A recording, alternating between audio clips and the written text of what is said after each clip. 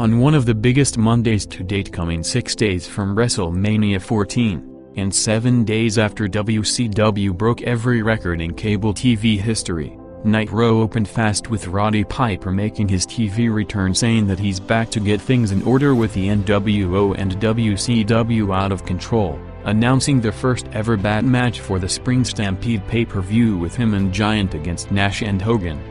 Piper then called out Randy Savage after being attacked by him at the end of the cage match against Hogan in October, booking Piper vs. Savage for the main event tonight along with a rematch of Nash vs. Giant, as the announcers hyped a major pay-per-view caliber card for tonight in one of the biggest Nitros in history, adding another big match with Tony announcing that they got the word an hour ago that Sting will defend the title against Dallas Page later in the show, going all out to counter Raw's expected hyped show while building up on the record viewership from last week.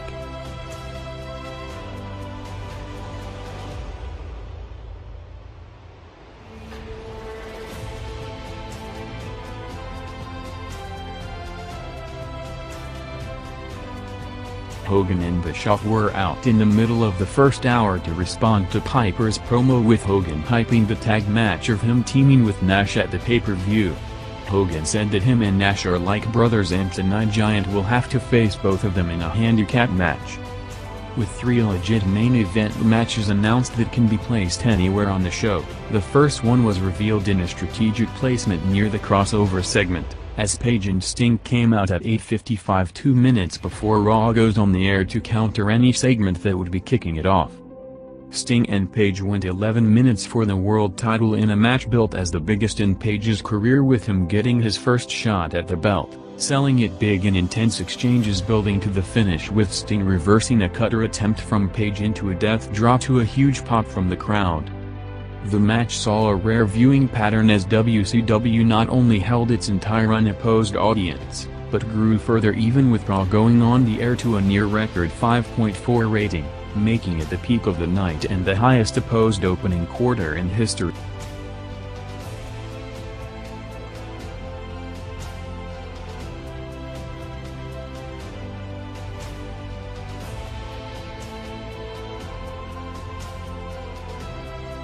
The road to the most hyped WrestleMania since the previous boom period was ending tonight, with the WWF targeting a major go-home show with all key players in hyped segments. Steve Austin came out for the final selling promo to the main event, responding to Vince's promo on Tuesday saying that he doesn't want Austin as champion unless he modifies his act, telling McMahon that it's never gonna happen as nobody molds him. Austin said that he has all the respect in the world for Shawn Michaels as a wrestler, but on Sunday he goes into the most important match of his career to win the title. Slaughter then came out with order from McMahon to tell Austin that Vince booked him in a match for tonight, setting up Austin vs. Rock for the main event. The opening quarter, going against the massive audience watching the Sting vs. Paige match, was Raw's lowest opening rating in over 2 months. But with DX and Tyson about to arrive along with a big main event booked for later in the show. With Vince McMahon making headlines in a highly publicized interview on TSN's Off the Record last month, Eric Bischoff was on the show on Wednesday to respond and counter McMahon's claims after taping his interview in the studios in Canada on March 6. Bischoff debunked McMahon's claim that the WWF is outdrawing WCW in every metric other than TV ratings, noting that in fact WCW eclipsed the WWF in every category from ratings to pay-per-views to crowds, with the gap not even competitive in some areas. Eric then questioned McMahon's credit in the company's past success, mentioning that the top names like Hogan and Savage brought their characters into the WWF with them, while Scott Hall created the Razor Ramon character himself, saying that Vince deserves credit for giving them the platform, which brought up Steve Austin, as Eric said that Austin will be a mid-card player if he was in WCW right now in a roster full of established superstars. Bischoff said that the NWO is bigger than the wrestling angle as its legitimate separate organization, while hinting at the dream match of Hogan vs. Bret Hart being saved for Starrcade, saying that Hogan still draws more money than anyone in the industry and him and Bret are going to draw big together by the end of the year.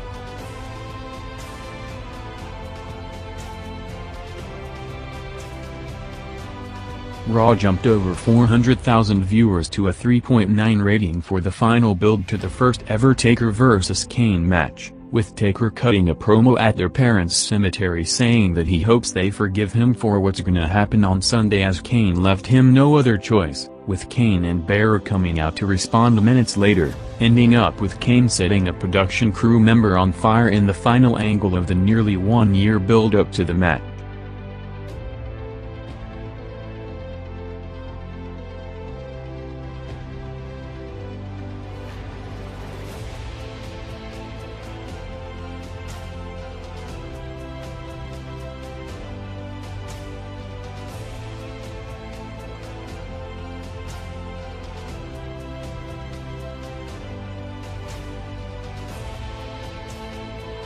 With both coincidentally being mostly placed in different time slots up until now. One of the biggest talks in the business was to see the numbers for Hulk Hogan vs. Mike Tyson on screen head-to-head, as the matchup was set to happen on March 23 at 10 p.m. with the Hogan and Nash vs. Giant handicap match placed to open Nitro's third hour just as DX and Tyson came out on Raw.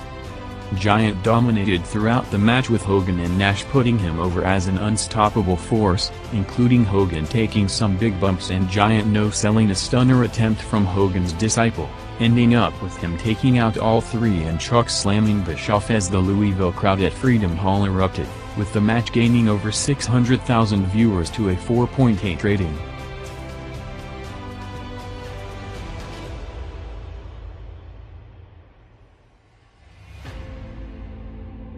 Shawn Michaels, Mike Tyson, Triple H and Chyna came out to open Raw's second hour with Michaels about to give their final selling promo for the main event Sunday, in what will also be the final promo in his original run with him set for a long layoff after WrestleMania to deal with his back injury, as the segment facing the big handicap match on Nitro saw both shows gaining similar amount of viewers with Raw jumping to a 3.7 rating. Michaels started by addressing the Austin McMahon feud over the last 3 weeks, mocking it as the biggest pinch fight he has ever seen, telling McMahon that he doesn't care about what he wants or thinks about him, coming in time of major heat between Michaels and McMahon with them barely talking to each other and exchanging messages through Vince Russo in the past few weeks. Michaels then shifted the focus to the Money match in 6 days, telling Austin that he better forget about McMahon or his usual antics as the title he wants belongs to him. Michaels mocked Austin, saying that he worked 8 years to get this shot, saying that both are exactly at the same age, with Shawn already doing it all while being in the business for 13 years, saying that he's now the top dog and the only one left from that era, closing the promo with the idea that the odds are stacked against Austin having to beat both Michaels and Tyson to get to the title.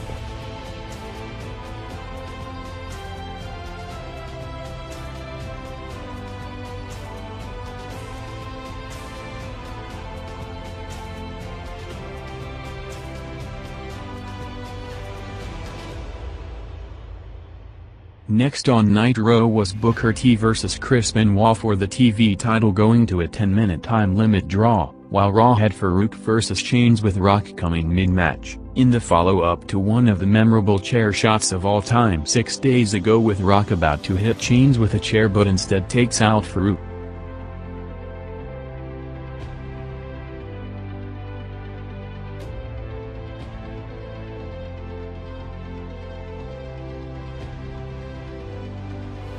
With Raw going unopposed on Tuesday, which traditionally broke the viewing habit when the show is airing out of its original time slot, saw a different story when numbers came out a day later, as Raw drew a huge 4.4 rating, a massive increase over its Monday night audience and the second highest rated Raw in the history of the show, only behind a Raw show in April '96 which featured the TV return of Ultimate Warrior,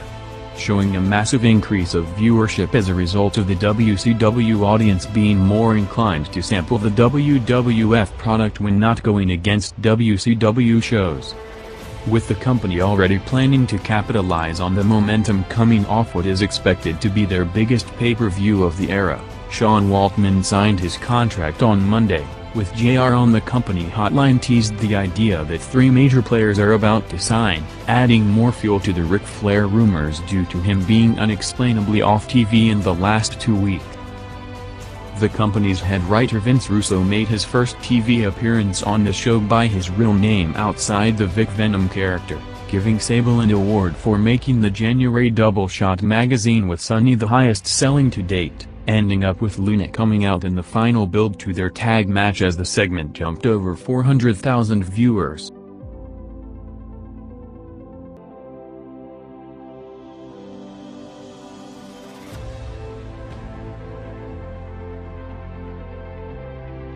After countering the two main segments on Raw at the start of the show and the top of the hour with major matches, the final one was saved to counter the main event with Roddy Piper vs Randy Savage closing the show. Piper went after Savage with them starting in a brawl as a follow-up to Savage's attack on Piper at the end of the Halloween Havoc pay-per-view last October. Hogan and Nash were eventually out to go after Piper, leading to Sting and Giant coming out for the save, including the first tease of the Hogan-Nash turn with Hogan telling him to hit Savage and him instead going after Piper. With WCW setting records almost weekly in the last few months, with most of them coming in the final segment, this week the final quarter going against the Raw main event showed a different pattern, but with the show overall still drawing big in a massive margin with a 4.6 rating.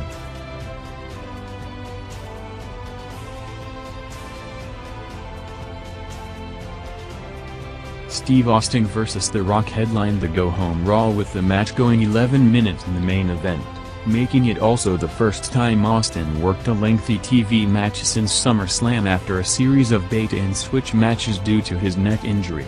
In a sign of things to come, the first ever televised Rock vs. Austin main event ended up gaining over 900,000 viewers to a peak 4.2 rating, while WCW at the same time, despite a loaded star power main event segment, dropped to a 3.9, making it Raw's first quarter-hour victory in over 3 months, and more significantly the first time Raw won the main event rating in almost a year.